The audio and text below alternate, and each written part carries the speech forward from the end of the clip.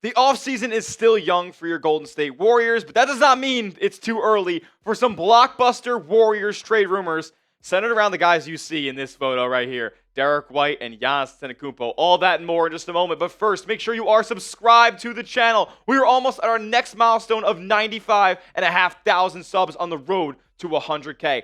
I need 76 diehard Warriors fans who love Warriors offseason content to go down below and hit that sub button right now so we get to our next goal.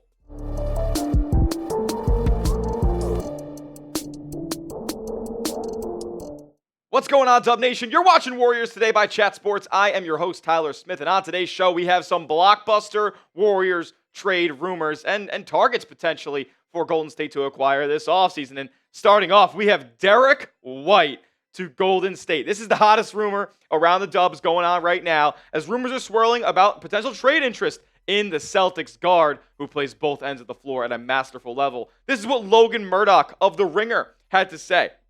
He went on Zach Lowe's podcast and was talking about potential Warriors targets for the summer. He said, another guy that I think you should look at for the Warriors going forward is Derrick White.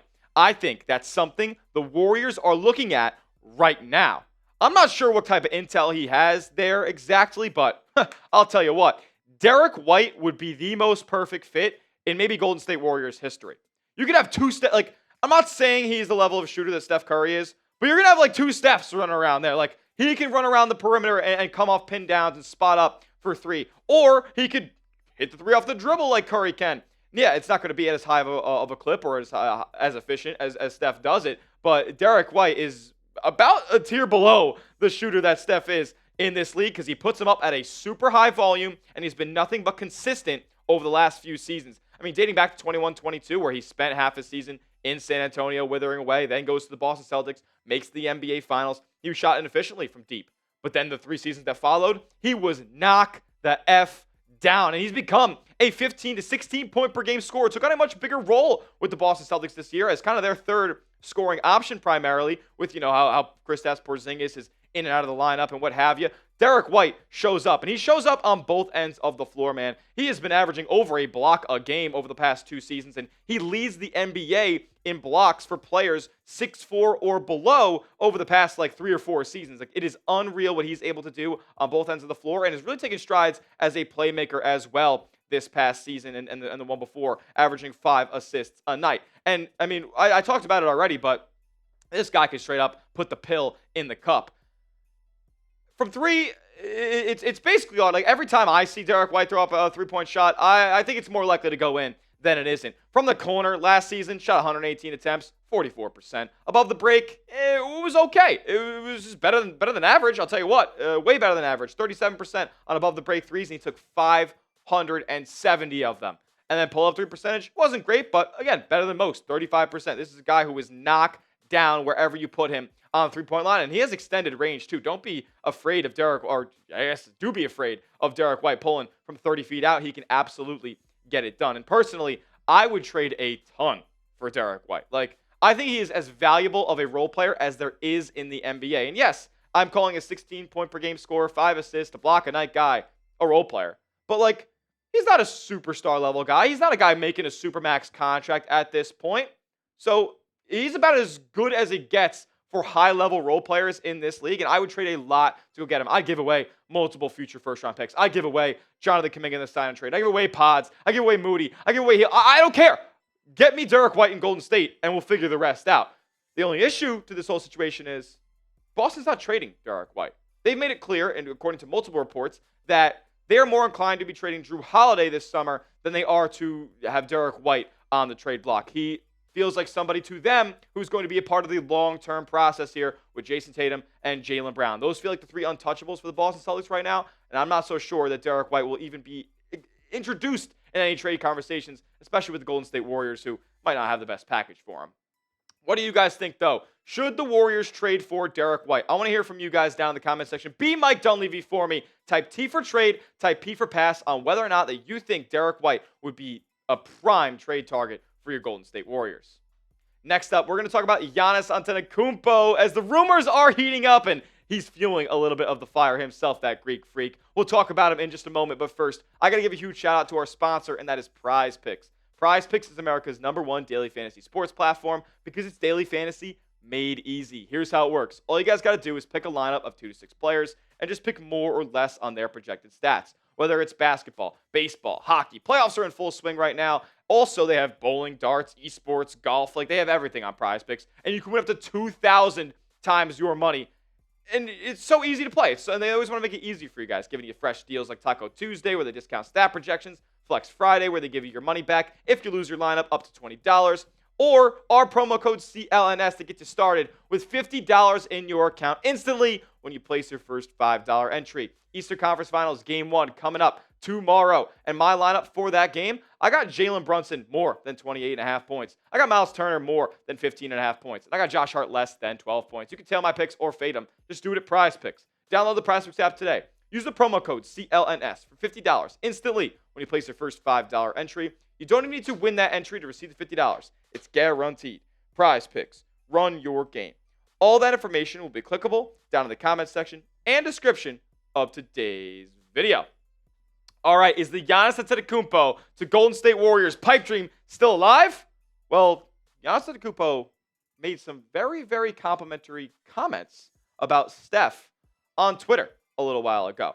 Now, before we get into whether or not there's anything materializing here, I want to preface with this quote from Mike Dunleavy where he talks about adding Jimmy Butler and the future that they have around this core in place right now. He said, I feel better going into the season having a guy like Jimmy on our roster. We'll build around that with him, Steph, and Draymond, and some other players that we have. Overall, I feel like we're in a much better shape than we were a year ago. And to be honest, I agree with Mike Dunleavy 100%. Like, the Warriors won more games, they made it further in the playoffs, and they added more top-end talent than they had back in last year around this time. Like, if we just look at it from a side-by-side view, are the Warriors better back then or now? Back in May 2024, they still had Andrew Wiggins coming in on the roster, and then it was Klay Thompson, Chris Paul, Dario Saric. Each of those players all left in free agency. And then in May 2025, you have players like Jimmy Butler, who obviously we know has made an incredible impact and was the catalyst to Golden State making the playoff run that they did.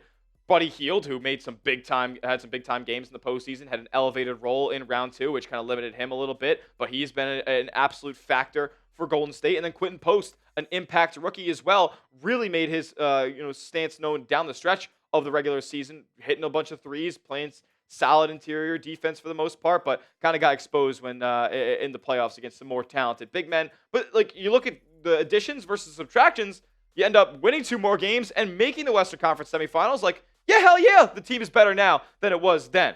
But like, if you want to make it even better, I'm not so sure you'll be able to keep all of the talent that you have on the roster now, specifically the talent that makes the most money on a Golden State's payroll. Like Steph, Jimmy, and Draymond. Like, Steph and Jimmy are making $50 million a piece.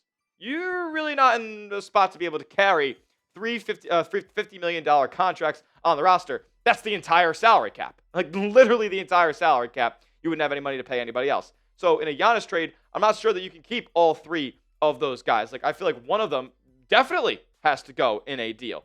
And Brian Windhorst of ESPN, I don't know how much I believe this, but according to Windhorst, he says that Golden State has the assets for a Giannis trade. Now, I will give Windy a little bit of credit here because he didn't just outright say that Golden State would have an A-plus package for Giannis. He, as a matter of fact, said that they would be at the kind of bottom of the bidding war potentially. He said this, the Lakers, and I had to cut it off. It didn't fit in the quote, but he said the Lakers, I want to make that clear, and the Warriors could not win a bidding war if the market's open. No way they could win a bidding war. If Giannis went in and said, though, I want to be with Steph Curry, that's who I want to play with, is there a deal that I think could happen between those two teams? Yes. I would be lying to you if I told you the Warriors couldn't trade for Giannis Antetokounmpo. It's possible. Is it probable? No. But damn, it would be a hell of a lot of fun. A Steph, Jimmy, Giannis trio wins the title. I'm sorry. Like, no ifs, ands, or buts about it. I think if the Warriors were fully healthy and Steph plays in round 2, they end up making the Western Conference Finals. And then who knows what happens against OKC. But a Steph, Jimmy, Giannis trio? That's cutting down nets. That's bringing a Larry back to the Bay Area. Because Giannis, I don't have to tell you guys about how good the damn guy is. Back-to-back seasons, 30, 12, 60% shooting. Guess what? Before 23-24, that's never been done before. 30 points, 10 plus rebounds, 60% shooting. I actually don't think 30 points on 60% shooting had ever happened in the NBA. Giannis went out there and did it in back-to-back seasons, and we know the type of gravity that he has. Defenses collapse in. He's hacked all the time. They constantly send him to the free throw line and count down from 10. But what this guy does at the end of the day is fill up a stat sheet and wins. He has a championship, and he's looking to build his hardware collection. I think that could happen in Golden State. But at the same time, other teams are going to have way better packages. I mean, I'm just going to – I didn't even think about this before we filmed the video, but I'll just rattle off some teams right now. Spurs, Thunder, Rockets. There's 3 right there in the West. That's all I have to say. Other teams will have way better packages for Giannis than the Warriors will. It's going to come down to probably this right here. Giannis must demand Golden State, and that's kind of what Brian Windhorst said, and the Bucks must listen. And do I think this is going to happen? Maybe half of it. I don't know.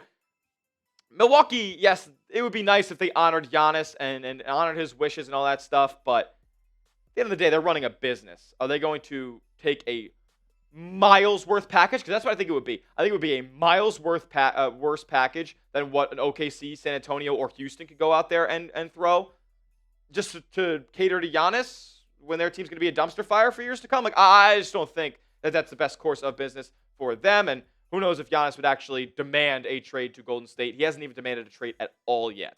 But let's talk about some of those comments that Giannis made about Steph on Twitter. He was having an AMA and Ask Me Anything. It's just crazy that Giannis is going to do this while these trade rumors are flying around him. But he just got out there and made some fun out of it all. But this was a quick one. He said, hey, Giannis, who's the greatest point guards of all time? He said Steph. He said Steph, Magic, and Isaiah Thomas. So, like, he's gotten praise for the greats there. He also went out there and talked about his all-time starting 5, where he had Steph, MJ, Kobe, KD, and LeBron, which is kind of crazy. He's got LeBron at the 5. I don't know if Giannis was listening to the question or not, or he just ranked his top 5 of all time. If he's ranking his top 5 of all time, he's got Steph there, he might be a Warrior. But another one, he says, who do you like playing the most with on 2K?